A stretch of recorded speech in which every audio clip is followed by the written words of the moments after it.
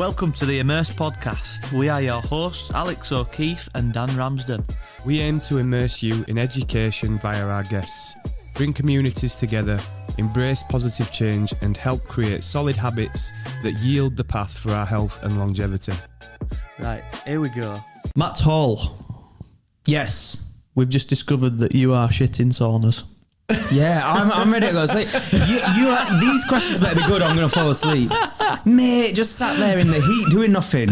What's that all about? What is that all about? I actually feel ready for a nap. Okay.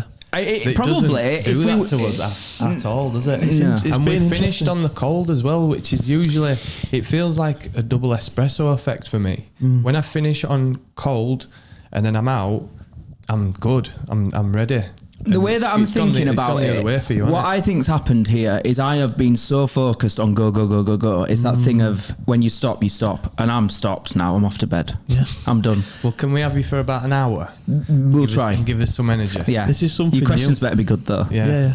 This is something new for you, isn't it? So it's kind of chucked a bit of a grenade bomb in your routine. I think so. I used to I got into a routine of doing the ice bath consistently. And I do, if I go to so at the gym we have a bit of a sauna area and I try and go in it, but I'm just not good with it. I'm not good with doing nothing. And I think there'll be a time in my life where I have to.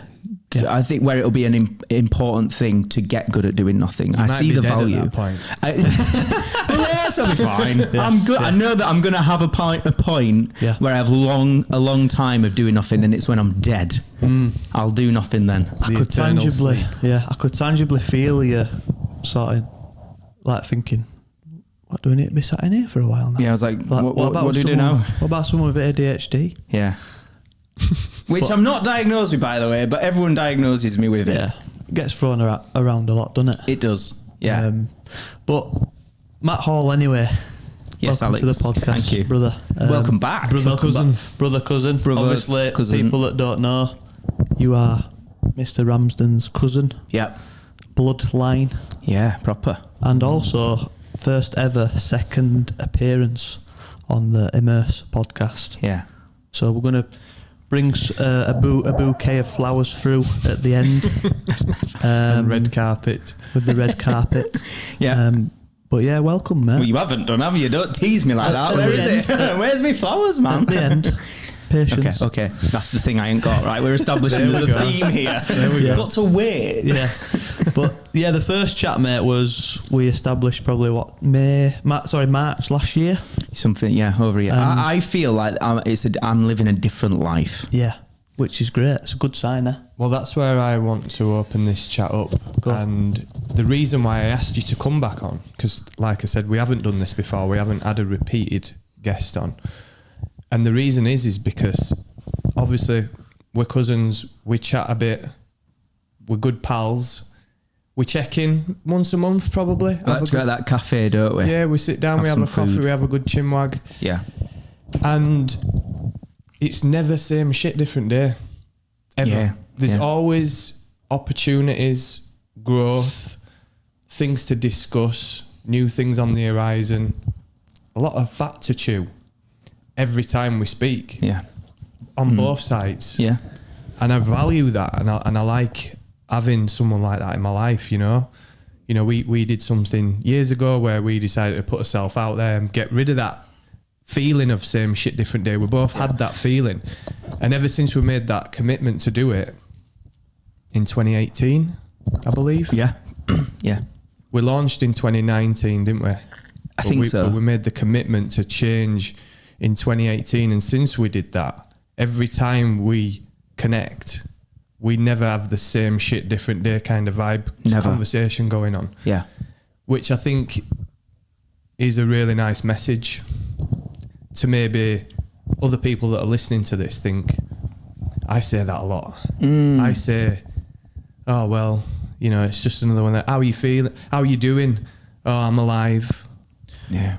Drains a you know, fucking that kind of life out, vibe. Yeah, I can't do it. I can't do it, and I have a lot of empathy for people who that is their life, yeah. because I think I heard somebody speak about this the other day when they were talking about like people making money and being rich and all the rest of it. It was Grant Cardone speaking to somebody, and he was speaking to somebody going, yeah, rich people like, oh, this is a great opportunity. And poor people like, sounds like a scam to me. But the guy who was interviewing, who I don't know who it was like, but their life is a scam, because they're told to just get a safe job. They're told to just do the norm. They're told not to learn about money, not to invest. They're not taught how to be successful. They are being scammed. The everyday person is being scammed. So can you blame them? And I was like, oh, that was starting like that. And I was like, yeah, I have complete empathy, because I do think things are changing because of the internet and artificial intelligence, and more people are starting with access to information.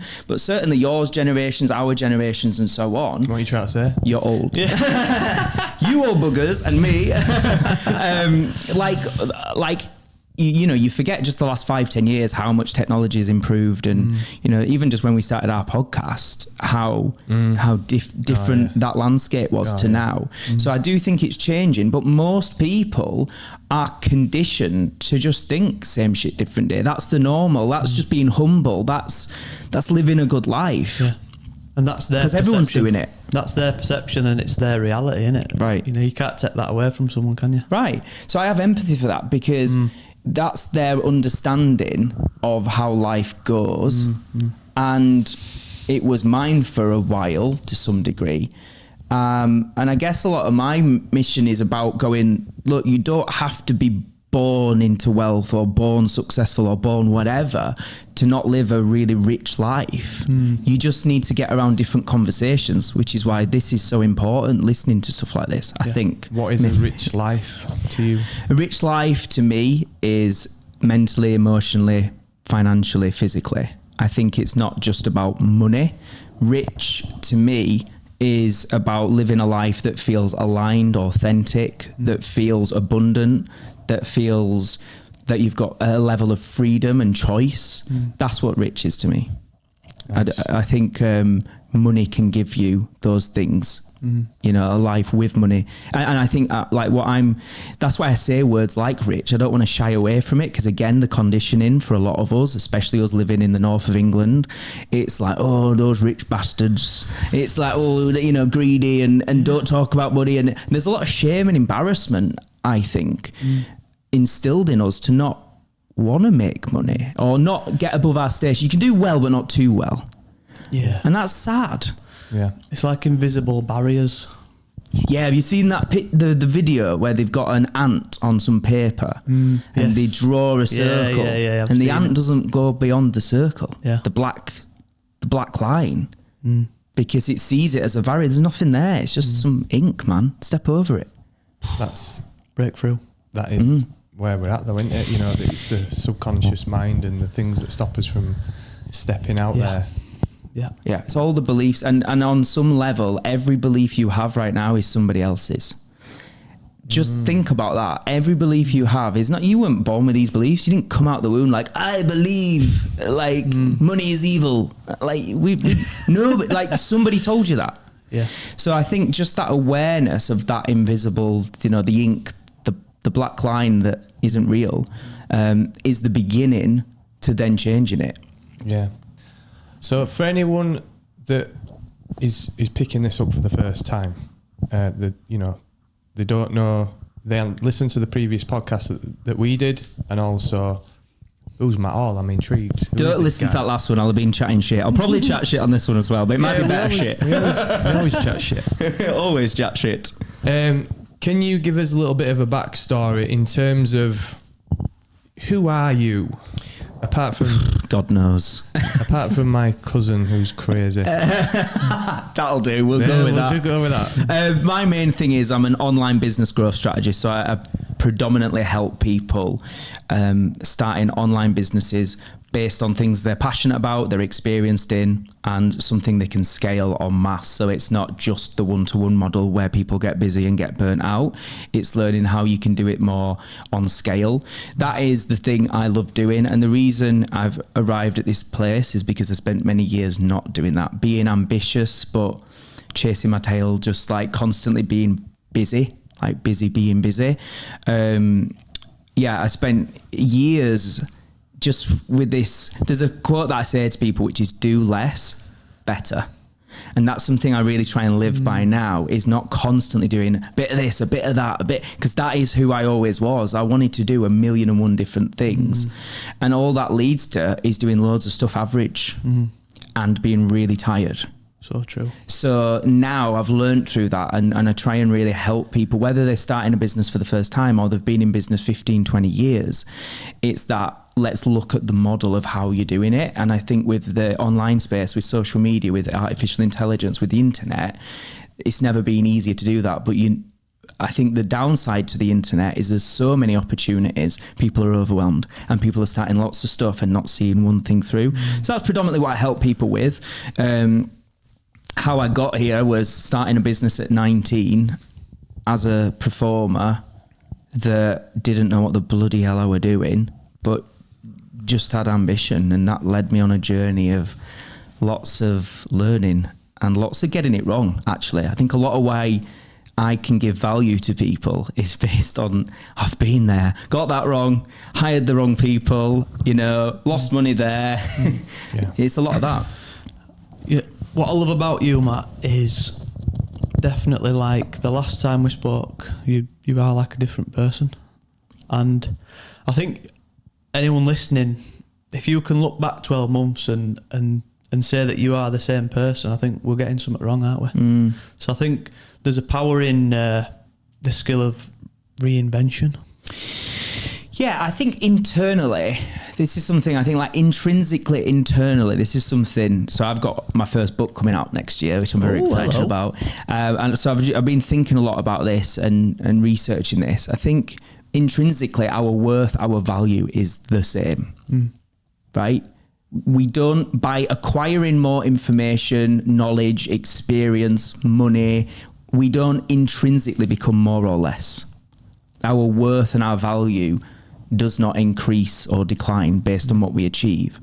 But I believe in terms of externally, what you're able to do and how you're able to help people and, all that kind of stuff, that should constantly be growing and changing.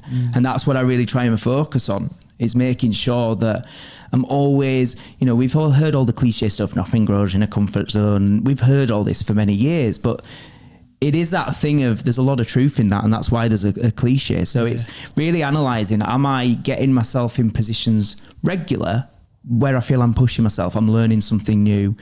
I talk a lot about the idea of happiness, because like when we started our podcast, like whenever it was 2018, we had this one question, and it's still the question I ask at the end of every episode now with the show, which is, what is your definition of success? And I think a lot of it for people, it's about happiness. Like, we want to live a life where generally we're not feeling shit all the time, really. So I've been thinking a lot about that subject of happiness, and it's quite elusive though, isn't it? I think there's two key things that we can get happiness from.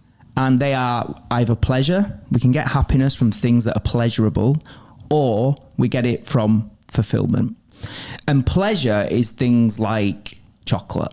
I love a bit of chocolate, or alcohol, drugs, porn, Netflix, binge watching TV, all that kind of stuff. These are pleasurable things. And I actually personally think, like, I'm not about demonizing that. Like, I love a bit of chocolate from time to time and all the rest of it. But then there's fulfillment. And I think fulfillment is when you're doing something meaningful, when you're learning a new skill, when you feel like you're developing, growing, doing something that serves others. Like, that's fulfillment. That's a deeper level of happiness. Yeah. That's a different kind of happiness. And what I try and say to people is, it's not about demonizing pleasure. It's about looking at what is the percent that I get my happiness from. And I think most people get 95% of their happiness from pleasure. It's the weekend. Yeah. It's Netflix tonight. Oh, I can't wait to watch Big Brother tonight.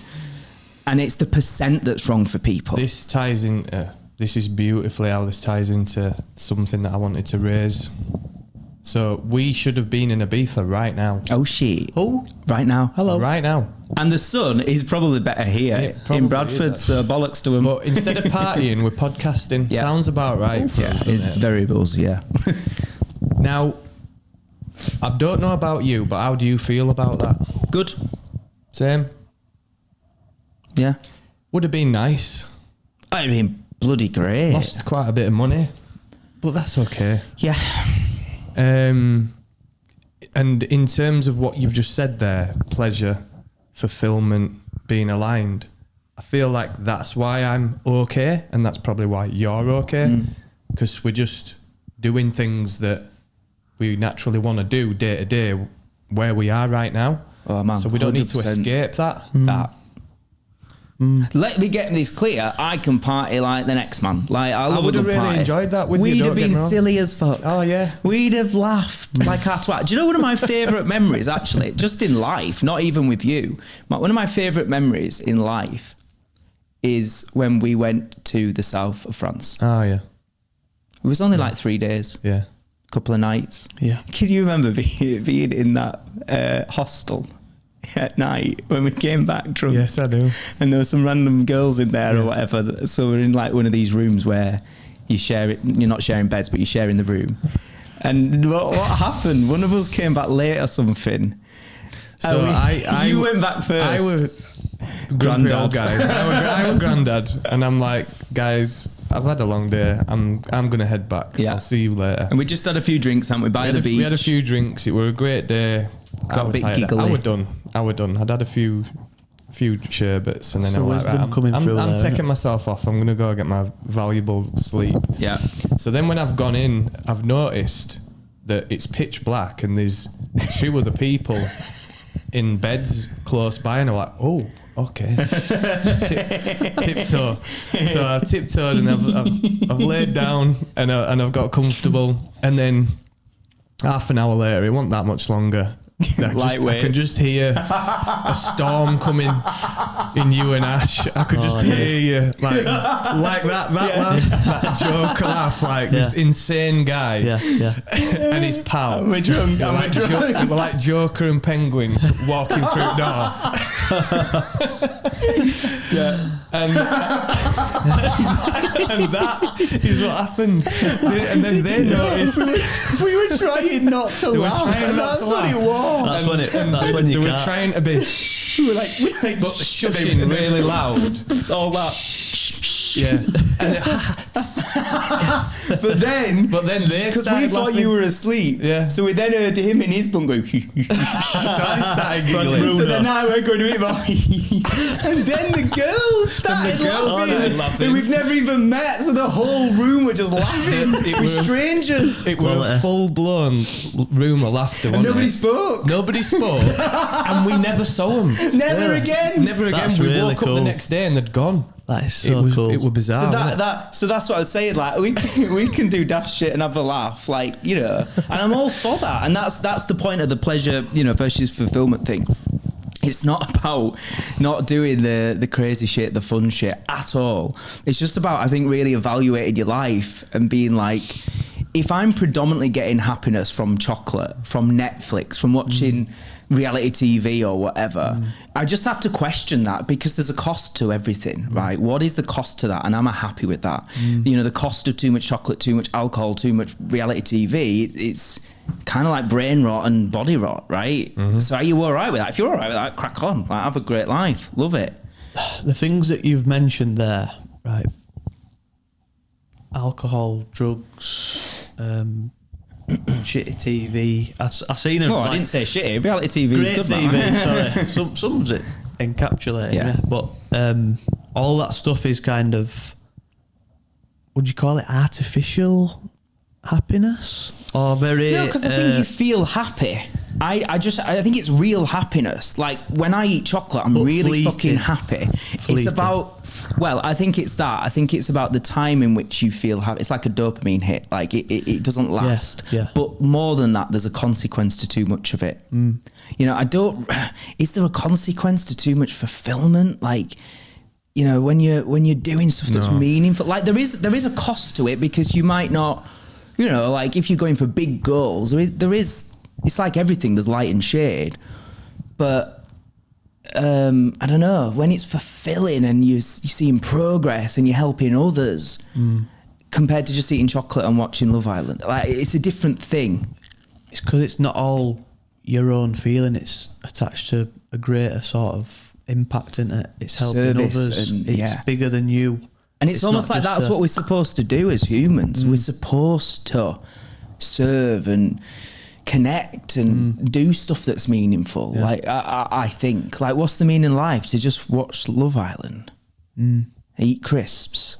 I mean, maybe it is just to exist and enjoy it in your own way. But I believe you get a deeper sense of happiness, and I believe there's less consequences. You know, when you focus on those fulfillment activities. It's the happiness thing for me is it's an emotion, isn't it? Do you not think? It is. So like when you say fulfillment, that's like fulfillment when you're taking that path of taking risks and doing something for the greater good and serving others. That path is often met with a lot of ups and downs. So in the moment, in the moment, it's not happiness, but you can remain on that path because you're into something bigger than you. You know what I mean? And I also think the more you work at it, you can find happiness in the down. Yes. Periods. So you start to just go, oh, here we go again. And like how you talk about it, how you frame it in your mind. It's, you know, we've all heard that people's much more articulate than me speak about it's not what happens, it's your perception of reality. That is your reality. Yes. And if you can change that perception, you know, rather than go, woe is me or poor me or it's not fair or, you know, that kind of stuff, that's what makes the quote unquote down stuff negative. Whereas you just go, oh, this is a new challenge. What is this teaching me? What can I learn? How am I going to grow through this? You can still be happy. Right? Yeah. So it is a mindset thing, I think. You teach people a lot with confidence and self-belief. You know, like you help people to scale businesses, etc., etc. But one of the biggest themes that you cover is beliefs and confidence. Yeah. Can you talk a little bit about that? How do you help people with that? Confidence is, the way I would describe it, confidence is like a muscle, right? So I always say to people, confidence is something you earn and you don't get to keep. Just like your muscles. You can grow them through earning that. You stop growing, you're going to lose them. It's the same with confidence. I love that. So when you're repeatedly training correctly, eating, you know, the right nutrition, your muscles are going to grow. But then when you then stop eating the right nutrition, you stop training, they're going to go like mine now. And deflate again. Here we go again. Confidence is the same. And so what I mean is confidence is something you have to build repeatedly, consistently. You earn it. But when you stop doing the things that build it, you'll feel a lack of confidence again. So how you build confidence is having courage to commit to constantly do the things that build confidence. Because from you having that, so courage is different to confidence. People think it's the same. Courage is doing something with fear, right? And doing it anyway. But doing it anyway, right? I'm nervous. I don't know if I can do this. I don't know if I'm good enough. Being courageous is going, you know, for a lot of people I work with, they're building personal brands. So they're quite nervous, maybe going on a Facebook Live or doing their first Zoom call. And they might not be confident the first time they go live, but they have the courage to go, I'm bloody doing it anyway, nervous with fear, I'm just doing it. You do that repeatedly over time, you build capabilities. You actually become more competent at what you do. And it's the competency that gives you the confidence to go, I know I can do this, because I'm repeatedly doing it. But then when you stop doing it, you start to lose confidence again. So I think that's like a really good message for people to remember is if you're not confident at something, then you need to do it more. And you have to be okay with being shit. That's what I say to people, like just be comfortable going, oh, that was shit, and do it again and be a bit less shit. Kind of laugh at yourself. And laugh at yourself. I mean, that was when we started our first podcast. We were so shit. I mean, so good. We weren't shit. I'm being horrible to us. But when you think like, who are we to say? And it's the same with you, Alex, with this show. Like, who are any of us to say we can do a podcast? Like, exactly. We hadn't been on a podcast before. We'd not interviewed people. Why would people listen to it? All that stuff. But we just did it anyway. And we're pretty bang average, and now many years later we're a little bit less average. Exactly. Right? A little bit. But that's feels what it a is. little less uncomfortable as well. There's a little story that I tell people when they're struggling with things like that, because you know, when it comes to athletic development, strength, fitness, working towards goals, and when people feel unconfident about that, I've sometimes got that little bit of a chip on the shoulder with people of, yeah, but you should be able to do this. And you've always done this. You've trained since you were 9 years old, since you started playing rugby, and then you went into the gym, so you should do this. And I'm like, yeah, but let me stop you there, because you don't understand how uncomfortable I felt in front of a camera, and you can vouch for that. I was shitting my pants, and I just couldn't articulate. I couldn't get my words out properly. Brain farts going off constantly all the time. Yeah, I couldn't think straight because I felt so self-aware. I didn't feel comfortable with listening to my voice back. There were loads of things about what were crippling me and not presenting myself, which were holding me back. It were holding me back in my growth, in my personal brand, in things that I do on a personal level. And also the confidence to be able to stand in front of people and to comfortably speak instead of just doing it one-to-one. So I had to get over myself. Remember our first event? Yeah. What was it about? Maybe like 50 people, maybe a bit less, maybe about 30 people. I was absolutely shitting myself. Do you know what? Strangely, I wasn't that day. The worst one for me were when we did Look North. When we went live. Oh, that was so embarrassing. I stumbled my words. It were, Did ya? Yeah, live. It was 6 o'clock tea time live news on Look North, so it went out to the whole of Yorkshire live. Yeah, that's... And I proper shit myself. You did well. You did really well. Coverage though, that, isn't it? That's... Honestly, Yeah. I had the internal saboteur when we were sat down on the couch and the cameras were ready, the presenters were ready, and they're like, right, we're going live in 5, and I was like, and my brain went, you can't do it, and I went 3, 2, 1, go, and then they asked me the question first, didn't they? They came to me first, which we didn't normally like, do. Yeah, and actually, that's reminded me that through me. Yeah, because our rhythm was quite often I'd start stuff, wouldn't I? And so I'd sort of set myself, but it started where you set the tone and you answered, and I was like, I don't know how to follow now. I don't know what to do. And I was saying, and I just completely lost what I was saying mid sentence and just made noise. It were awful, and I was aware I was doing it, which made me feel more crap about it. So that, but it's to our point of like it's being willing to put yourself in that environment. That's the courage thing, and isn't the it? courage, that's what it is. It's a tough one, and I get it. You know, not everyone's cut out for it, or are they? I think everybody needs to test to find out if they are. I think everybody can do better than they have done and they are doing. I think human beings are resilient as hell, and quite often we're not tested enough to know that. I often think that, you know, people will stay in a relationship with somebody they're not 100% on. It's kind of like, well, and there's that fear of, well, if I was single, would I ever find someone again? Or, you know, it's not brilliant, but it's better than being alone or whatever. So people stay in relationships they're not 100% on. They stay in jobs they don't really like. And then what happens is their partner leaves them and they go, oh, I didn't die. Oh, I can now, actually, I'm quite enjoying being single, or whatever it may be.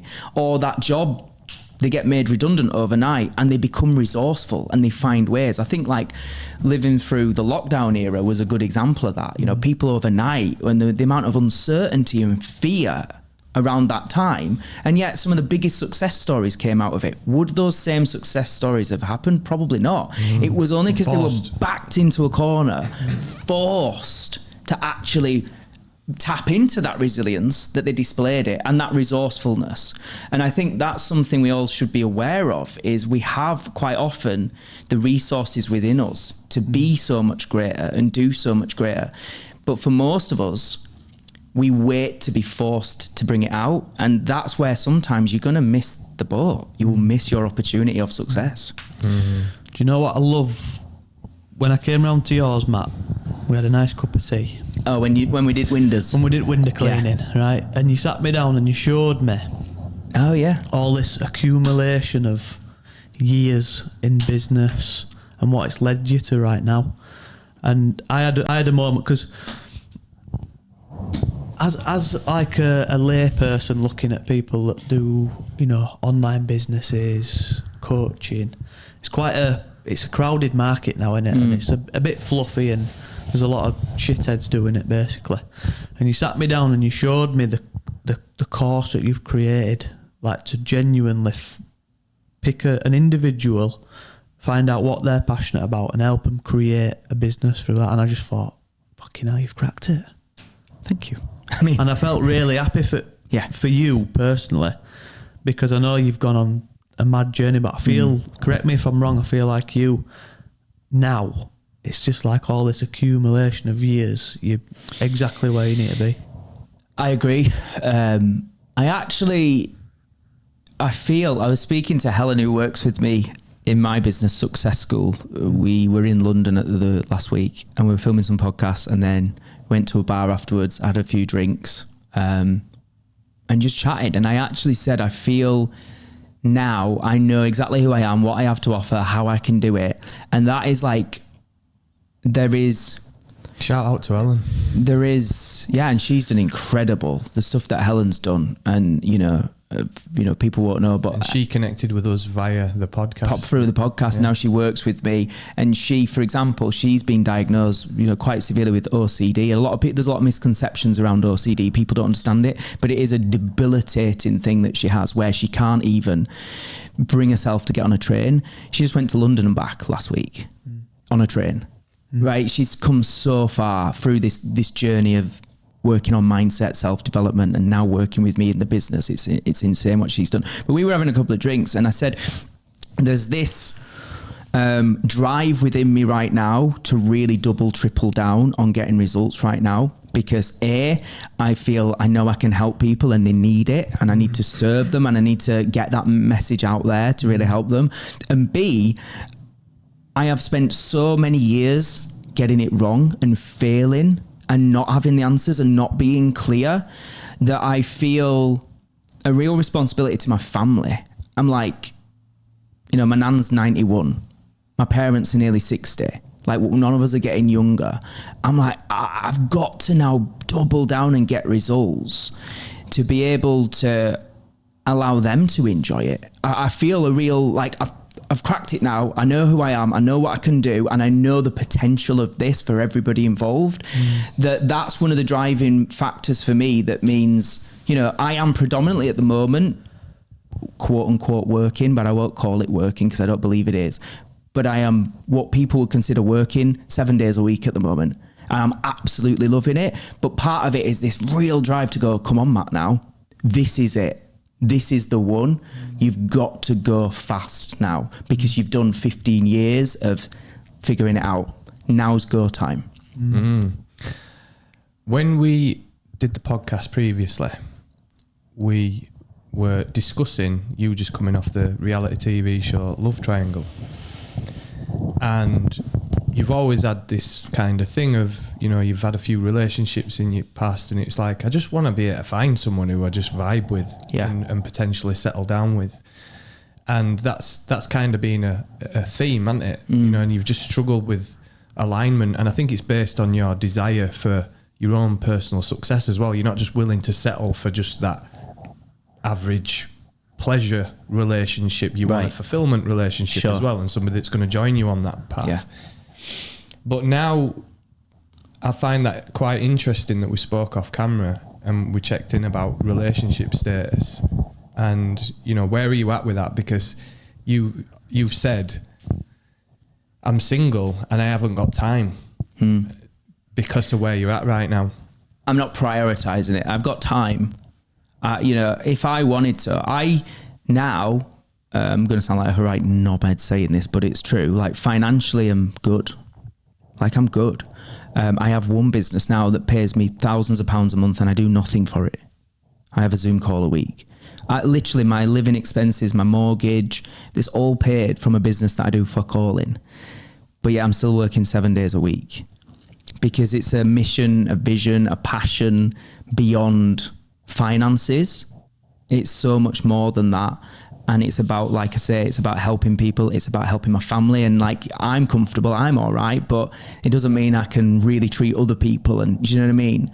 So there's a mission and vision beyond my own needs being met. So I just feel really at the moment focused on that and enjoying that and that process.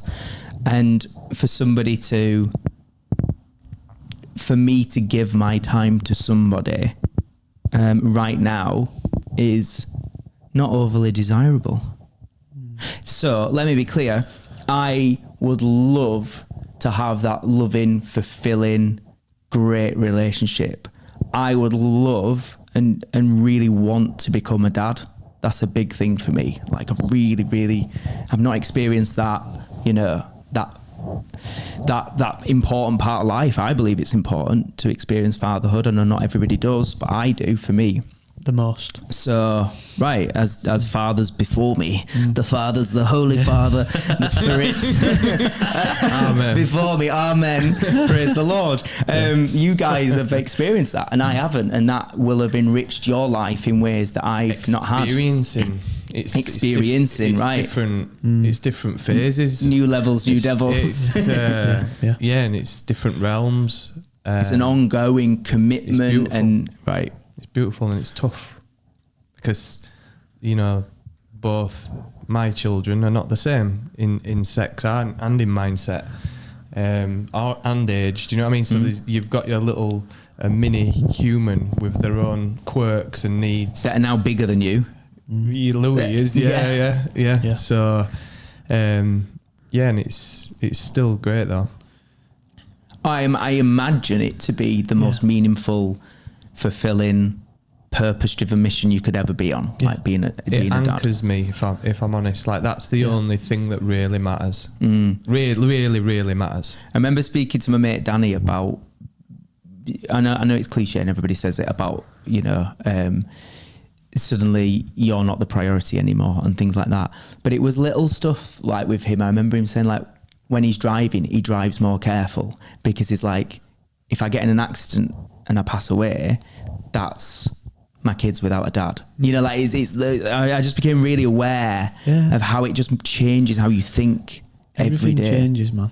It's the whole responsibility across, even for other people's kids, and you just get a bit softer, I think, as well. Which is good, and I'm definitely one of those people who wants that, but I don't want to do it for the sake of doing it. I don't want to rush it. I don't want to do it under the wrong circumstances. So I guess why do I feel this way now? Why am I thinking this way now? Probably because I've tried to rush it. I've tried to balance everything and do everything, and it's not worked. So I'm now in that era of, right, just do less better. Do this now, outstanding, become one of the best known for what you do, completely change a lot of people's lives, and then let's see where we feel. Let's let that settle and go, right, what's the next season? What's the next chapter? Can I play devil's advocate? Yeah, do. It's a bottomless pit. Yeah, there is that. So there is definitely within me, there is an enjoyment of the pursuit of the next goal.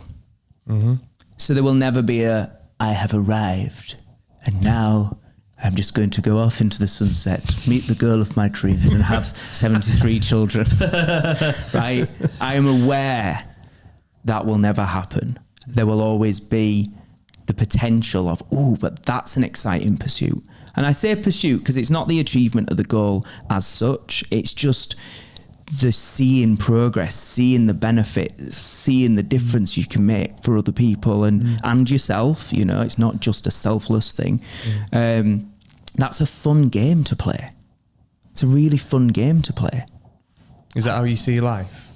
One big game, yeah. Yeah. That I'm grateful for, that I'm lucky for. I'm so aware of how lucky we all are, and I think a lot of people aren't. I think a lot of people wake up and go, what time is it? I've not had enough sleep. I've got to go. I'm next to her again. Do you know what I mean? Fucking cats on my head. Fuck off. Just like, there's a really good thought experiment. where it's dark, it's horrible, but you like imagine your children passing away or whatever, or you lose everything, and you really sit with that for a while, and then you come out of that and you go, right, like for you, where the fuck are my children? Let me go and give them the biggest. And that feeling, suddenly, how much more do you appreciate your kids? Mate, it's weird this, because I randomly stumbled upon a podcast yesterday, and it were a woman who had lost a child at 2 years old. Fucking hell. Can't even comprehend it, can you? You literally can't comprehend it. Crikey. But the feeling, I'm feeling it now. I wanted to get home. Just cuddle her. And that's what I'm talking about. Just put fucking everything. Just a normal child. She was 2. And it's just horrendous. She got found out she had this brain tumour, cancerous. And they were like giving her options to have radiotherapy. And the parents just decided not to. Took her home. She had 2 brothers, and they just spent time together. You can't think, I mean, even as somebody who's not a dad, I can't actually imagine anything worse. I can't even begin. You can't? I can't begin. And obviously it happens, and my heart just fucking like goes out. So, and I'm sorry, because that's horrible and like a dark thing for us to talk about. But it's that, it doesn't have to be that. But it's just, we forget, it can become that thing of, the kids are doing my head in again, they're arguing again. Be grateful for it. Really have gratitude, because and the reason I say that really horrible extreme example is people think gratitude, 3 things to be grateful for. No, imagine the things you love the most are gone. Like, even just we're so great, like lucky to be able-bodied. Many people aren't. Just fucking appreciate your legs and arms, will you, for fuck's sake, and stop moaning. It's actually, imagine it was gone. Now just like kiss the sky and whatever, like it's that, and I do that, and I'm not saying I'm perfect, but it's something that's really important to me. Is I'm so bloody lucky. I'm going to moan that I've got to do a Facebook Live today. I'm going to moan that I've got to build a business. I've got to build a business. Shut up. Like, and literally, this is how I am with my clients. Like, come on, let's get back some perspective. You get to live in a time where there's social media, artificial intelligence runs half your business for you now. Like, you are so lucky, and I get it, but it's so easy to lose perspective. Yeah. Like I say, it's a dark place to go to, innit? Yeah, sorry, man, that was fucking horrible. But it happened yesterday, so it's completely relevant talking about it. Yeah, right you now. saw that, and you connected with it. Yeah. But it's the emotion that shifts the perspective, isn't it? And I think that's what you've got to tap into sometimes. Yeah, it's the result of that thought process. Like, look, I went home and I couldn't let go of my daughter, because I was just man, beautiful. I was thinking, wow, fucking how lucky am I? Lucky to have her here. But we all have versions of that, where if we tap into it and regularly tap into it, you start to really appreciate. Like, I'm so mindful of time and age. Is that a common practice then? Do you take yourself to that place of the what if this and it is dark, to then bring you that perspective? Is that a common practice that you do? Not as often. No, it's not. I had a breath. Like a breathwork practitioner expert. Yeah, so when she did this session, she spoke just about little 60-second things that we can do to just really become present and recognize. Like, one of the things was like pick 5 things in the room and stuff like that. And I think I do that with gratitude. I just have little moments where I just actually, and I do feel it. And I think because it's like a learned skill, if you want to call it that, it's like I've trained myself to actually feel like I'm alive, I'm here, I've still got lots of my loved ones here, blah, blah, blah. Like, I practice that regularly. It doesn't need to be that severe or that dark or that long. Yeah, that's extreme, it's innit? It's just regular, like, I tap into it and I go, and I'll say, like, for example, I'll be working with Helen and I'll be like, oh, God, and there's this, and there will be challenges. And I'll go, but hey, we're alive. Great. We've got a challenge growing a business. Like, how lucky are we? Like, it's that. I find that perspective. you've got to feel the emotion to allow it to have You've got to connect. impact. Yeah. Because otherwise you're just reading words and nothing's happening. And I think that's what people do. They hear somebody in a motivational book or whatever tell them to do these things. And I think sometimes the essence of what they're getting at is missed. They don't truly feel it. And I think when you do, and so I think for that reason, gratitude and all this kind of stuff sounds a little bit fluffy and surface level. But when you do it properly, it really can be so powerful. Amen to that. Something that I practice with the kids that I coach. So I understand the game of rugby because I played it for a long time in multiple positions. So then you still end up getting injured now. No, come on, let's not go there. I've still got it in my head. I've still got it in my head. Still 18. Yeah, I think so, but no. But yeah, I understand the challenges and how it feels. For example, making a break and getting caught.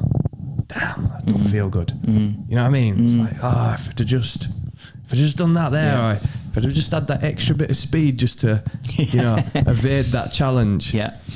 So I try to tap into that when I'm coaching the kids. So I'm like, this exercise that you're doing now, this will improve this muscle, which means that you'll have more power when you're doing this. Yeah. So if you make that break, you'll just have the confidence to go around that fullback and not even look for support. And they're like, nice. The level of intensity that they then display in that exercise is different. That's brilliant. How good is that? Because they've got that connection to it. They're like, I want to do that. Yeah. Nice. And now it's not just one of those exercises, it has meaning. That is so powerful, isn't it? Yeah, it really is. Yeah. That then gets the results. It proper clicked for me when you said that to me. I was like, whoa. If I'd been told that when I was training, you'd be like, so this is difference. This is me beating a fullback. So, all right, I'll do whatever. Yeah. You do what it takes then, don't you? Yeah. Yeah. With intention as well. So yeah, that's it's all about tapping into the emotion, isn't it, to get the result? Yeah, it's that thing, emotion drives behaviour, either for the good or for the bad, right? And so it's about that self-awareness with that as well. You're quite outspoken in in money. You speak openly about money. You post about money. You post about your personal wins, which... what a braggy bastard. Yeah, you're an asshole. Yeah, especially from Bradford. Yeah. What a yuppie. Yeah. But I think it's important measure of success and people believing in what you're speaking about. It's results driven, right? Like who would I be to do what I do if I don't stay in shape, if I don't display strength and fitness and body composition? Who am I to coach that? And it's the same thing with what you're doing. Yeah, I think it's more than that. I think we societally have kind of deep in our core beliefs this embarrassment and shame talking about money. It's very similar to sex. You know what I mean? I think it's in our core beliefs societally, let's say around Bradford, where we're all from, to not talk about sex or money. But they're an integral part of our everyday life. Maybe not everyday life. I know you guys have got kids and stuff. I've not had sex in years. So I don't know what I'm on about. Yeah. I'm single. That joke backfired. Knobhead. Delete that. But, it is an everyday, it might be solo sex. So it is an everyday thing. Like, it's an integral part of our life. And yet there's a lot of guilt and shame bred into us to talk about these subjects. Well, they don't stop being an important part of our lives by not talking about it. So I just believe it's a healthy, integral, important conversation. And if somebody doesn't have that conversation, then they don't start to change that narrative. They don't start to say, it's okay to talk about money. It's okay to want it. Do you know what I find really interesting? The same people that'll be like, they're a bit flashy, chatting about money, and money's not everything, there's more to life than money, are the same people that would go on some crappy ITV1 game show, win 40 grand and be like, oh my God, this has changed my life. Oh my God. I'm like, what are you on about? I thought money wasn't everything. I thought, why are we all now applauding money? Because it's on some fucking ITV show, BBC, whatever, nothing against ITV. Like, interesting that, isn't it? That actually money is important and it is something to be grateful for. And, oh my God, I've won. Why is it not the same when you earn it? Why is it not the same when you earn the money? When you win it, we can celebrate. Who wants to be a millionaire? It's offensive. Ooh, I've offended you. It's offensive to the people that are not doing it. Because it's a mirror, right? It's a mirror to go, well, maybe I could do that. I've just realised that person's just shown me maybe I could do that. But it's easier to say, well, it's all right for them. You know, they will have been lucky or right timing, or it's easier to just make excuses. It's a lot harder to say there is no excuse other than the ones I'm making. How can we shift the mindset around money in this country? Well, it starts with this. It starts with just saying, do you know what? It's not a bad thing to want it. In the way that society is set up, it is an important resource. I think there's a few mindset shifts around money. So ones that I would offer is, the first one is, if you give somebody your time, you're giving them the most valuable asset you have. If you give someone your time, that's your most valuable asset. If you then give them your time, your energy, your passion, your experience, your empathy, your knowledge, your support, how can you even put a price on that? So I think that's one of the first mindset shifts, is starting to recognize and value. Comes back to gratitude. I'm so lucky to be here, but I only have so many days on this planet. So again, societally, we're just told, get a job. That's what you're supposed to do, you know, and we just get into this habit of trading time for money instead of really valuing our time and realizing it's our most valuable resource. This is really important, to be careful where I place my energy and my time. So I think that's one of the mindset shifts that I think can help people. I think the second one is recognizing that money should be a fair exchange. So it's energy. Money is energy when we're exchanging value. So if you think like you're that person that always helps everyone out, often does it for free, does mates rates, does it on the cheap, but financially you're not in a great position. When you do that for 5 years, 10 years, 15 years, 20 years, how do you feel showing up, doing it once again, being the person doing it cheap, doing it mates rates, especially when you know there's other people charging 5 times as much that aren't as good as you, that don't care as much? What's the energy? That's an unfair exchange of energy, right? Because one person is always in receive, I've got a deal, they've done it for me cheap. And the other person's always in give. I'm always over delivering. That's an unfair advantage. And it's an unfair, exchange, should I say. That person that's always in give is going to then start to show up differently. They're going to start to be resentful. They're going to start to be pissed off, frustrated. They're going to think the world's shit, it's not fair, right? Then what happens when somebody is getting paid, let's say, for example, you're brilliant at what you do, people love you, people want to work with you, you're oversubscribed, people pay you £10,000 an hour and go, thank you, it was worth 20 grand an hour.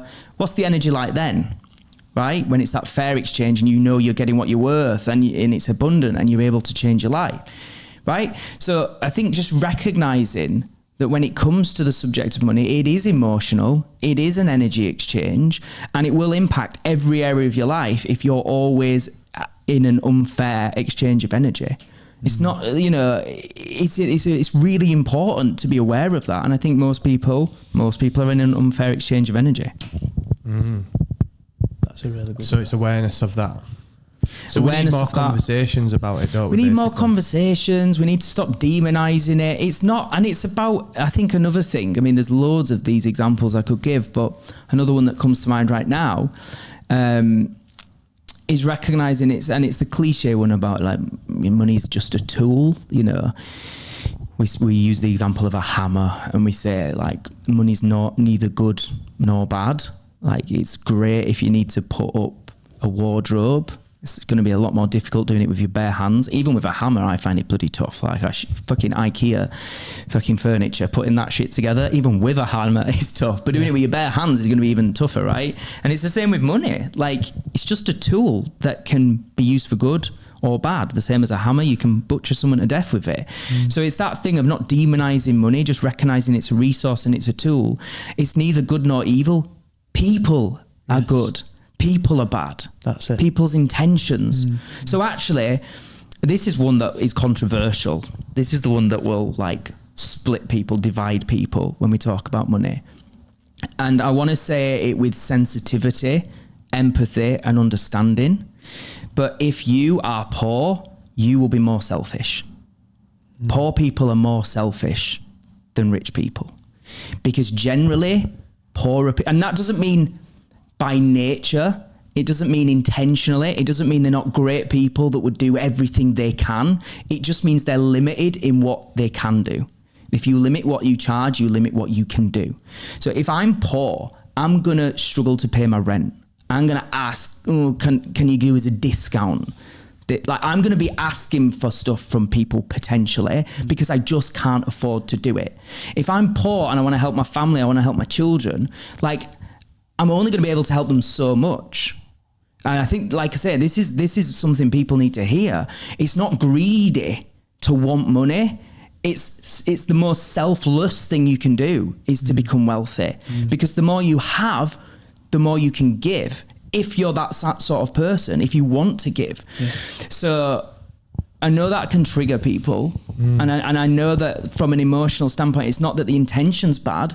It's just, you can only give what you have. And if you don't have a lot, you can still give love. I'm not saying that. But even like, what's the main thing? What is one of the main things that people fall out about on a daily basis? It's lack of money. That's what causes argument. And then the love starts to go sometimes. I think there is a devil's advocate view on that in terms of, from my perspective and my experience, I think one of the best things that my kids have had to witness is me struggle. Yeah. Because I have, and I've been open in talking about that on this podcast. Financially, rock bottom. Emotionally, on the way up, but financially, flattened. And they've seen that struggle. So I think they have a different level of understanding. Instead of just me being this abundant, wealthy guy, they've seen me go through the mill and then bring myself back out of it. Yeah. It's like anything. There's always a trade-off and there's always a cost. But it's like, wouldn't you rather... But like being born into money, for example. What would you rather choose? Would you rather have abundance and teach resilience, or have nothing and show them it? For your kid, what would you rather? Oh, well, I would, yeah. I obviously wouldn't choose the second one. So the second one might actually be more impactful. But I made good out of the bad situation. Right. And sometimes we can end up there in life. Completely. So look, life is just about trying to play your cards as well as you can and try and give you, your family, your loved ones, the people you care about, your community, the best choice and options that you can. Everything is an upside and a downside. So you're right. I believe if we want to teach resilience at the highest level, you got to go through it. I do agree with that. But I think it's about, I would rather be a great teacher of resilience than have to go through shit to teach it. Yeah. Yeah, for sure. But with the awareness that it won't be as effective, and I do agree with you. We can lose sight of that, especially I'm thinking about a lot of males here, and you know, the male that takes the role of the provider, the worker, the you know, the parent that is always on the grind and missing out on the here and now, and being present in the moment with the children and the nurturing side of it. It's tough. Yeah, I know. It's really tough. Because I'm torn between two people all the time, and that's where I struggle. That is my personal struggle. Yeah. Because I'm having that trade-off all the time, and feeling the guilt of, I've not done enough, kind of feeling to them. So yeah, it's that consideration of the experience, the teaching, and the hardship, which is, you know, that makes the person, doesn't it? It can. Well, yeah, it does. Yeah, I think you know, in terms of feeling guilt or not enough or so on, I think it's really important to recognize whatever you're doing in life, wherever you're at, there's always trade-offs. You know, whatever you choose to do, you're always, whenever you say yes to one thing, you say no to many others, right? So I think it's about wherever you're at. If you're listening to this now, wherever you're at in life right now, there's an upside and there's a downside. For example, I'm single right now. There's a lot of upsides to being single and there's downsides. When you're in a relationship, there's lots of upsides and there's downsides. And I think that's true for everything. You know, when you talk about teaching your children resilience, when you talk about having money or not having money, on both ends of the spectrum, there's good and bad. So learning to appreciate that no matter what you have is the foundations. It comes back to what I was saying about gratitude. That is always at the core of everything. But in general, if I want to be able to take my family away, if I want to be able to invest hundreds of thousands into charities, you know, if I want to be able to, whatever worthy, noble causes, if I want to tip people every time I get a good service, like the more money I have, the more I can do all that stuff. And I think just trying to, and it's a very difficult thing to do, trying to detach from that initially emotionally and just logically accepting that and acknowledging that is a good kind of foundation to then go, okay, let's stop demonizing money. Let's stop saying it's a negative thing or it's greedy or it's a selfish thing. And now we can start to ask the question, what is the smartest way to earn money in a way that is ethical, where there's integrity, and I can actually get my maximum value for what, like where's the most fair exchange of value where I can get my maximum return? Yeah. And being self-aware enough to know what that is. But who spoke about this in the classroom at school? Like how many years were we there? 16 years of our life. I think about this a lot. And the lack of life education that's missed, you know, like taxes, self-employment, managing money, all that valuable stuff, nutrition. You know what I mean? Why are we not learning that? It really does make you question the wider sort of system. We're going there. And you big conspiracy theorists, Alex. This is a completely you know, this is probably for another podcast, but we'll do it now. We'll do Joe Rogan 3 hours. Yeah. Let's go. Yeah. How can we, without sounding like we're wearing tinfoil hats, how can we open someone's eyes who's really fucking caught within that line of the ant and say, this is what's being constructed. Here's how you can live a much truer, more fulfilling life without being within the construct of that line. I think you start by asking them, like, are you happy? I don't mean like every minute of every day. Nobody is. But generally, is it good? Is this it for you? Have you got everything you need and want within your definition of success? And if the answer is, do you know what, there is more, and I'm not that happy with certain things. I'm not happy with, you know, I'm struggling to pay my bills every month. I wish there was more money left over. I'm not happy with how much I'm working. I'm not happy with the type of work I'm doing. You know, I'm not confident in myself. Whatever that is, if those things start to come up, well, that's the first thing, is acknowledging, well, then what we're doing so far maybe isn't working as well as we need it to. That's the first thing, because ultimately what I'm saying is you can't help anyone that doesn't want to be helped. If people don't want to change, don't have the conversation. Just chat about Emmerdale. If that's their thing, just enjoy being present with them while they chat about Emmerdale and enjoy it for what it is. But if they're not happy, then you've got to start to go, right, well, the first thing is we've got to be open-minded, right? Because what we're doing thus far, what we've been taught, the beliefs, the values, the behaviours have led to us saying and acknowledging, I'm actually not that happy. I want change. So therefore I'm going to have to change perhaps some of my beliefs, my values, my behaviours in order to get a different result. I'd say that's the first thing, is being honest enough with yourself and to drop the ego. It's all right. Maybe we've not been working as efficiently as we could have been up until this point. The way we've seen the world maybe isn't serving us as well as it needs to.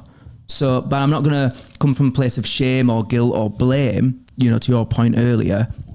Instead, I'm going to go, I forgive that part of me. I was doing the best I could with what I know, but now I'm having a different conversation, and I'm going to be open-minded to go, there's a different way of living. There's a different way of behaving. So you can step across that ant line. Let's just take one step and go, oh, actually, I can go in this direction. It is possible. And I also think a huge part is exposure to people who have done and are doing it as regular as possible. Get in that environment as often as possible. So I went on a business retreat this year. My mentor is a lady called Lisa Johnson. Look her up. She's bloody awesome. She went from being 35 grand in debt to making 22 million in the last 7 years, over 22 million.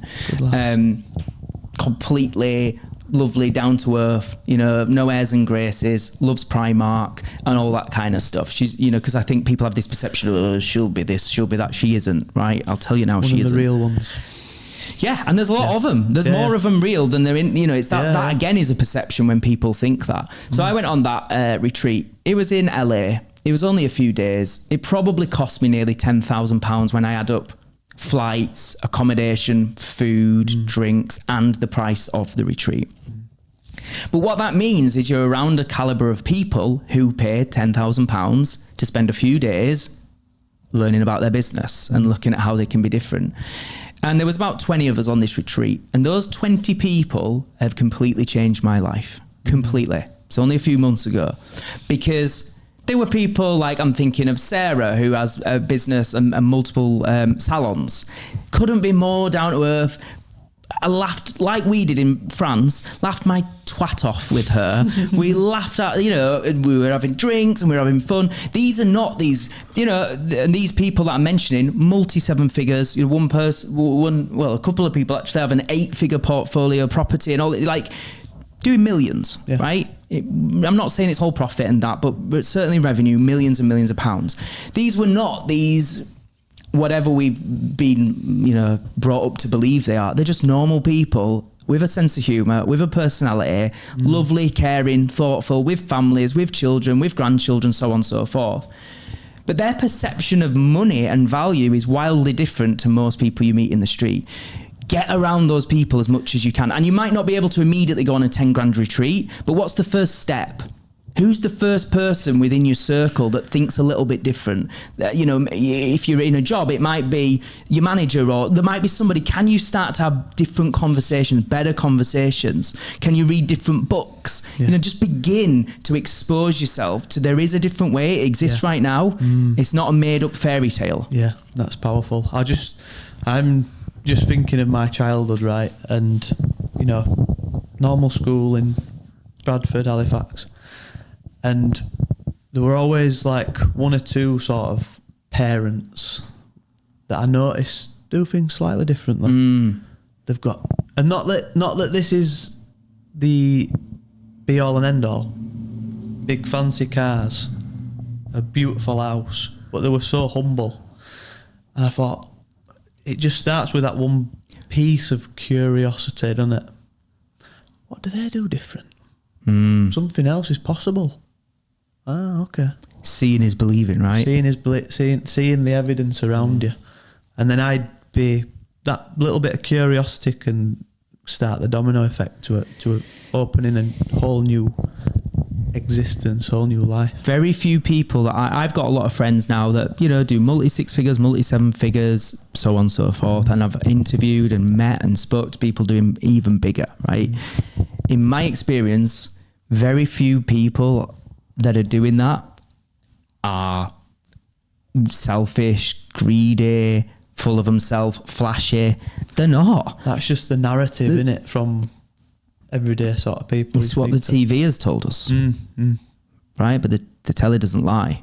So we've we've carried these beliefs around, but they're not. They're normal people. Don't get me wrong. There's still some dickheads, but there's some poor people that are dickheads as well. It's not It's not. That isn't the common denominator. If I could speak, but it's not. It's people, and usually when people have certainly quite a lot of people that have earned money have not started out like that. They've had to really work for it. And So usually they've had to become really good people, because I always say business is just about relationships.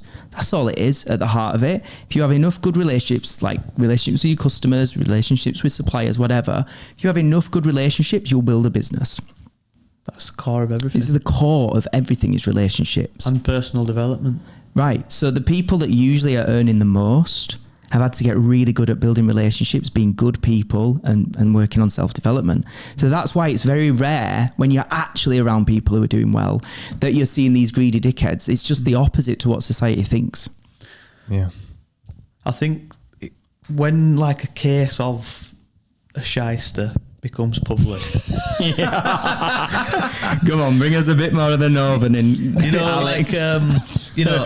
fucking shyster. What does that even mean? What? I mean, like, just walked into Heartbeat. Shyster. When a case becomes public, and the media jump on it. What's the definition of a shyster? Yeah, could you give us that, please, before we go any further? We have to stop right there. We need to understand your language. Asshole. Like a scammer or... An evil twat. Who has Shyster. money. Yeah. Yeah, got it. So is that in the dictionary? Look it up. Right. It's in Alex's. Look it up. It's in the Urban Dictionary. Yeah. I love that. So when a shyster... When a shyster becomes public, they've done something bad with their money, right? And the press jump on it. Oh, this rich guy's done this, these guys. Then that kind of... Image. That image... Portrays an image. Yeah. But what I'm getting to there is the people that already think money is evil are then reinforced with that belief. That's it. Yeah. And then it's like, look at this Told you. shyster here. So Look we'll at, continue to believe that. I could be wrong on this. I'm not the biggest film buff ever, but try and think of any movie where it portrayed the rich people as the good people. I'm thinking Titanic. Jack was the great person and he pulled away, and Rose hated her life around the rich, and it was so abusive and horrible and so controlled, but Jack was the good guy, and he dies at the end. Sorry, spoiler alert. Surely you've watched it by now. 1997. Should have won an Oscar for that one, by the way. Yeah. Really? Right. Well, there you go. So think about that. That's what we are seeing. How many films do you know where the rich people are the good people? But my experience is they're some of the best people I've ever known in reality. Yeah. 100%.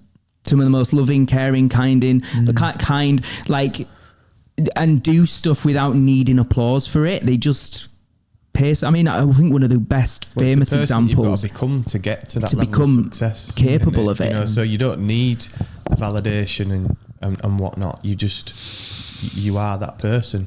That's a big piece in itself, is validation. And when people do have a lack of stuff, then we seek validation in other ways. So again, I think you're right. I think generally when people have, and there's always exceptions to the rule, but generally when people have really worked to change their life and earn great money, they've self-validated. They've proved to themselves they're the person that can do this shit, and therefore they're not trying to prove anything to anyone else. One of my close friends has become very succking recently financially. I know I have. I'm doing very well. This is not the shyster. I'm joking. Yeah. Fucking little shit.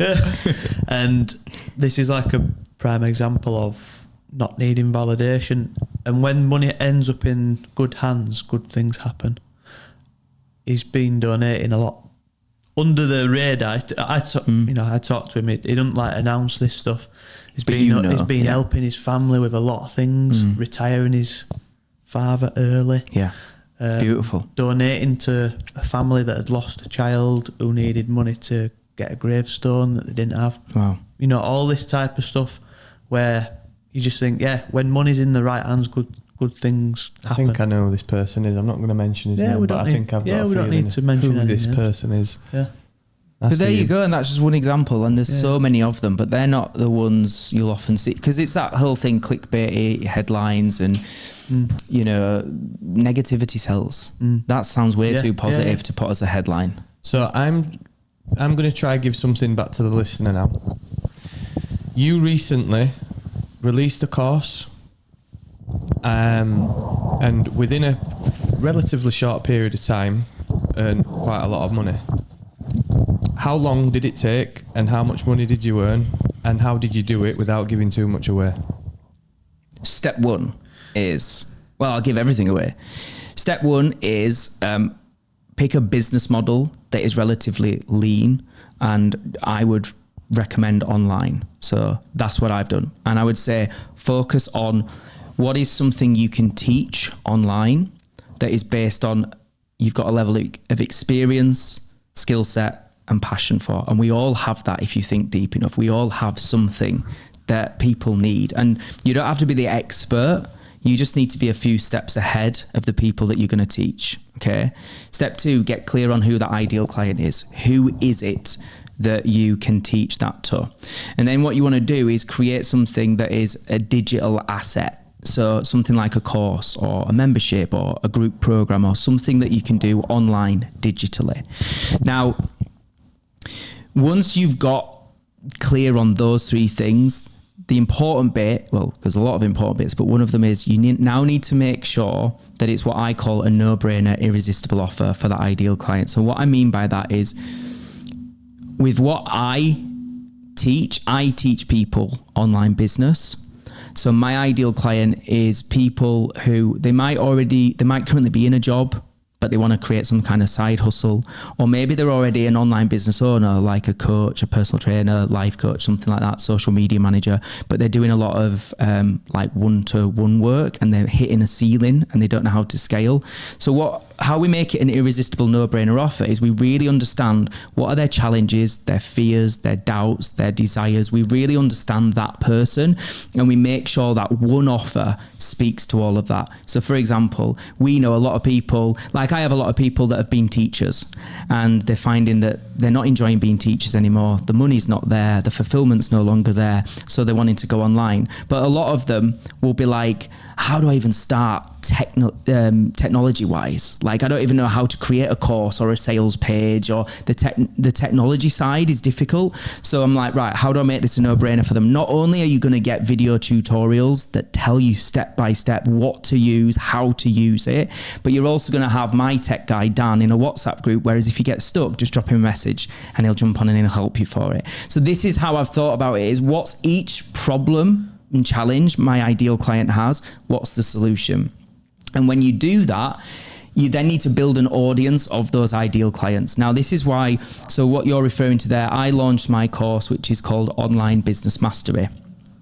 And we launched it, and within 14 days of having the cart open, which is basically like a period of time where they can buy, we did just over £42,000 in revenue, but we'd actually already launched it a few months before and done just over £18,000 in revenue. So in a really short space of time, there's nearly £60,000 there from one offer, from one course within a matter of months. And then a few months after, 4 weeks after that, I then did a follow-up offer and did another nearly 30 grand in just a few weeks. So that was a really short space of time. Where we did. Now that's revenue. I'm not saying it's all profit, to be clear, but the reason we did that is because we were building an audience of the right people on social media. And a lot of people don't, they just go for vanity metrics. They just try and do stuff to please everybody or be funny or be popular, instead of going, I want to be really clear in who my ideal client is. And then I've got two jobs. One is find as many of them as possible online. And two is create content that speaks to them. Right? So with the launch that did the 42,000 in 2 weeks, we had a 12-week launch plan. And most of that launch plan was just finding people and nurturing them. Nurturing them on my social media, nurturing them on my email list, in my YouTube, just constantly putting out value that speaks to their needs, their desires, their goals. Then what you do in terms of launching something that makes substantial money is you don't just go, I've now got this course, everybody buy it, and just put a post out on social media. You actually advertise a free event.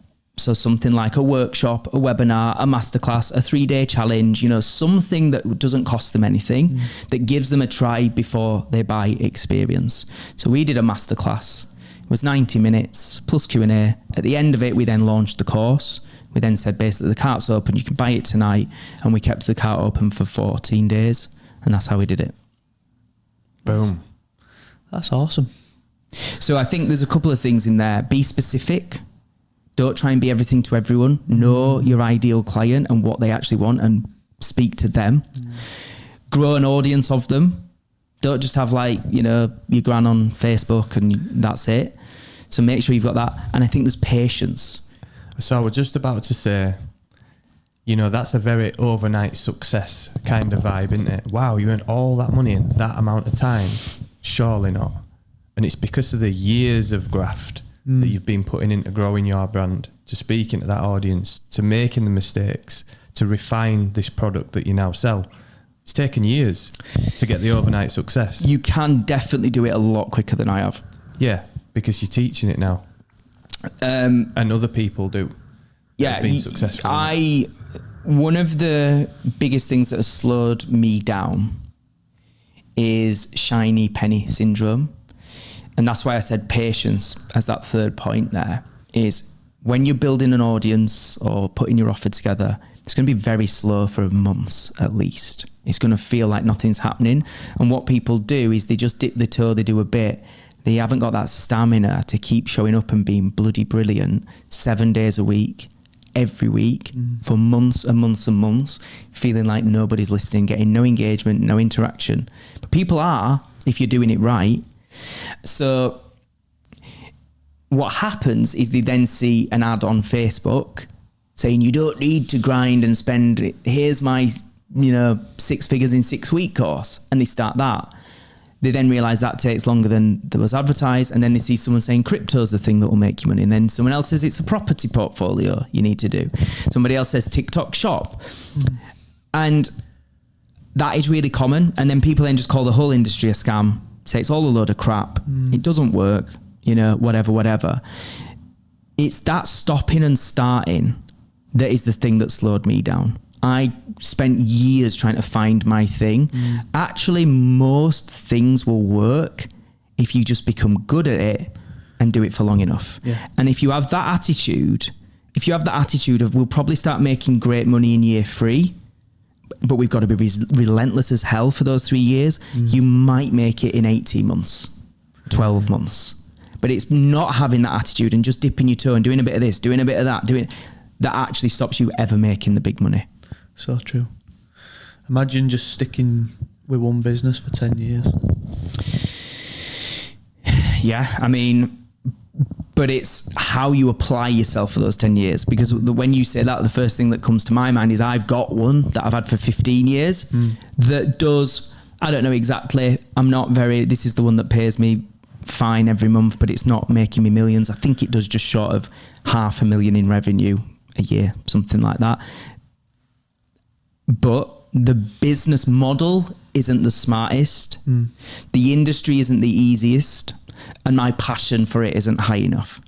So it's not, those are key factors as well. Don't just pick anything.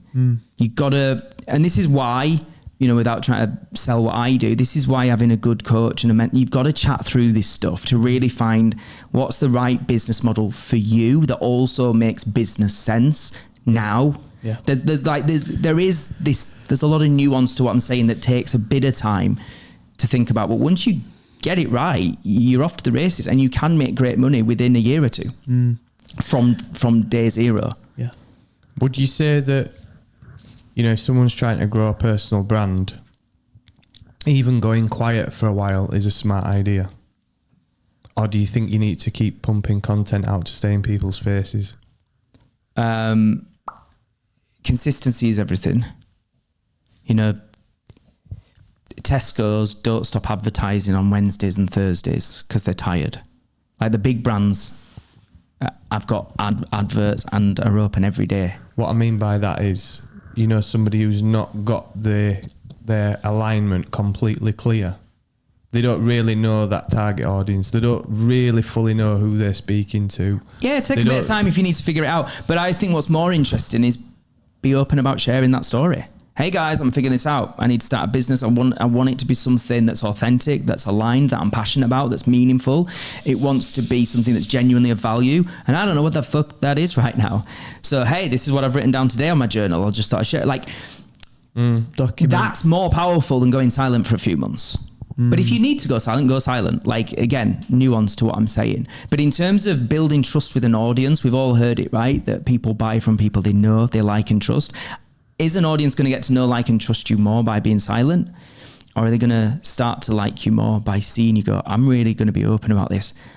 I'm on a journey. I don't know what the outcome is, but I'll share the journey and where I'm at today. Because there will be people already on everybody, if anyone that's on social media, there will already be the potential of people watching you now that could be an ideal client or know someone that's an ideal client. So already you've got an advantage by showing up versus not. Yeah. I like that. It's becoming a lot more popular nowadays, especially with like brands, personal brands. Yeah, documenting like the founder's journey. Yeah, well, it's really powerful. Yeah, I love what you said about it's becoming more popular, because this is something that I've been geeking on about for probably about 7-8 years. It's the same shit I was saying when we started our podcast 2018. Same shit. Build a personal brand. It's how we started that. When we launched, we went on BBC Look North. Like, we went for big things because we knew it would grab attention, putting ourselves out there, sharing our story. I've been saying this for years. What I love now, and it's just, I'll be honest, I'm human, none of us are perfect, it's a little smugness about me, right? And it is that, it is, because it is like when you've been through the shit and you've been mocked and you've been told you'll never make money and it's a scam and you're a scammer, which I've been told all these things. I was called a scammer every day for 2.5 years. Yeah, you've on a been forum. Through some shit. Been through some real shit, right? And it won't last. That's another one. It won't last. You need a proper job. Even a family member that we know very well was like, it's great in the lockdown era. It's good that you're doing this online thing for now, but get back to your singing and your band, and that's your proper. That's where it's at. No, it's fucking not. I hate doing that. Thank you. I'm fucking tired of doing it. I'm exhausted. It doesn't make me much money and I'm not happy. Yeah, but come on. You're talented. You're good. I'm not fucking happy doing it though. I don't want to do it. I know this family member. Very well. And it's all meant with love and based on their understanding and all the rest of it. It's not throwing shade at all. It's just actually so many people told me not to do it. So many people said it, and then I had 2.5 years of being called a scammer online every single day, and so many people said it won't last. And do you know what's happening now? More and more people going, shit, traditional jobs won't last. Bollocks, AI is going to take my job. Maybe I need to get online. Right. Well, I fucking said that 8 years ago and you all told me I was a stupid idiot and it won't last. So yeah, it is probably a little bit of, I need to do some inner work on that, because there is a little bit of anger still there and something. But because I know how hard it was when everybody's telling you, you're wrong. And then worse, people are mocking you. And even worse than that, people are saying you're a scammer. And I knew I wasn't. I haven't got a scamming bone in my body. It's not who I am. And I know that, and I knew that then, but it still really hurts. And it was horrible. There were some of the worst, days when I still kept showing up online, but knowing on these forums, people were, anonymously watching my every move and commenting on it. That were awful. And I doubted myself and it affected my confidence. And now more and more people are waking up. And it's like going, actually, there's something, maybe that old school way of thinking is what's going to make us the dinosaurs, and we're going to get left behind and we're going to be screwed. And maybe we need to actually listen, and maybe it's not a scam, it's just different and I don't understand it. And I just need to listen and learn and be open to that. And I'm like, yeah, bitch. Yeah. You fucking should. Yeah. That's their own journey. And that is why I wanted to get you back on again. Because I've seen the journey play out myself. I just want to say I'm very proud of you as well. Likewise, man. Cousin, brother, whatever we are. Man loving. Whatever it is, friendship. I'm proud of you, mate, because I've seen you go through the ringer, and I've also done this podcast with you 12 months ago, and you're a different guy again. And I'm sure we could do a part 3 and we'd be the same again. It's not the same conversation. There's more flavour. There's more experience. There's more knowledge. There's just more growth. Let's make this an annual thing. Do you know what I mean? Why not? And I'll be right dickhead in a year. You think I'm bad now? No, but that's right, twat. Why I knew it. We're like, let's go again. because there's more value to be had, and I think that's good for people listening. You know, like if you are living the message for me, my agenda for this podcast were, if you're the person that's saying on a Monday, same shit, different day, and all that sort of stuff, and I fucking hate Monday, and that kind of carry on. The message with this podcast today is you don't have to be that guy or that girl, that person. You don't have to be. And you're evident of that. Thank you. And likewise with you guys. I know you're absolutely all in on this journey of improvement and being the best human beings you can be for yourselves and for everybody else you come into contact with. And that is, I think, at the heart of what all three of us are focused on. It's that, it's just, we're on this planet for a few days. Like, let's be the best we can and let's do the best we can for it. And I want to, just following on from what you said there, I want to say to people that when we filmed this a year ago, I had a reality TV show coming out that was typical reality TV in the sense that it was drama filled, let's say, and, you know, playing on people's emotions and arguments and that kind of stuff. And that experience was another example of a lot of people aspire to be on TV. A lot of people think being on Love Island is the thing that will change their life. And it was another great example for me where I was like, no, it is not here. This is not success. This is not fulfillment. This is not happiness. The glitz, the glamour, the going to the award ceremonies, all the things that came with that was not it. And another example was when I did a bodybuilding competition and stood on stage in the best shape of my life, got placed in the finals, an amateur PCA, men's physique. And I'm there with the biggest muscles I've ever had in my life. Abs popping that I've never seen before. And fake tan dripping off my head. And I'm like, this was the moment. You know, at that point, I'd started my online business and I think I'd hit my first 10K a month and been like, fuck, like all these things I thought would bring us success, the money, the abs, the fake tan, the reality TV. What happens when you achieve them is you stand there in that moment and you go, I thought I would feel successful. And in reality, I just feel like Matt. I'm just Matt. I'm just me. I'm still Matt, right? And that was, I needed that. I needed to experience the things that society tells us will bring us success to go, that's not where success is. Where success is every day, consistently, to the best of your ability, pursue meaningful, fulfilling shit. And the byproduct will be in better shape, generally. Have more money, generally. Have better relationships, generally. But it's not the outcome that is success. It's the pursuit every single day of being better in those areas that is success. And that's who I am today. I'm aware of that. I respect that. And I'm driven by that. That's beautiful, that, mate. I was going to say the same. I couldn't have rounded it up any better, mate. I was just about to kind of say that to you, because that's how I see your journey. And I'm proud of you as well, mate, as someone that's non-family member, you know. You are. Okay. Shall we have a hug? Well, brothers. Shall we have a big cuddle? Yeah. Touch each other's bottoms. Yeah. Cut the end. Where can we find you? I'm so right here, man. I mean, I'm looking at you. What's your address? Get me 25. You know, if you get me on Instagram, that's my big one. Get me on Instagram. I am Matt Hall Official. And do you know what? What I will say is, do it now. Drop me a message now, please. Because I think so often, you know, whether I've said something today that's pissed you off and triggered something in you, let's have a chat about it.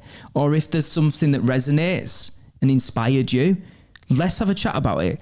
Because we get into this habit, and it's what I used to joke about, saying to people, are you doing self-development Or are you doing shelf development? Are you just filling up more books on your shelf, more podcasts, more YouTube? Are you just in that active listening, learning? Or are you taking action?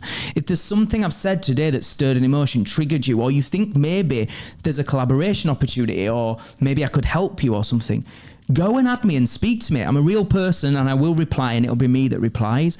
Stop just listening to frigging podcasts. Stop just listening to podcasts. And I say just, still listen to them, but stop just listening to them. If there's a guest on there that's connected with you in some way when you listen, don't press next.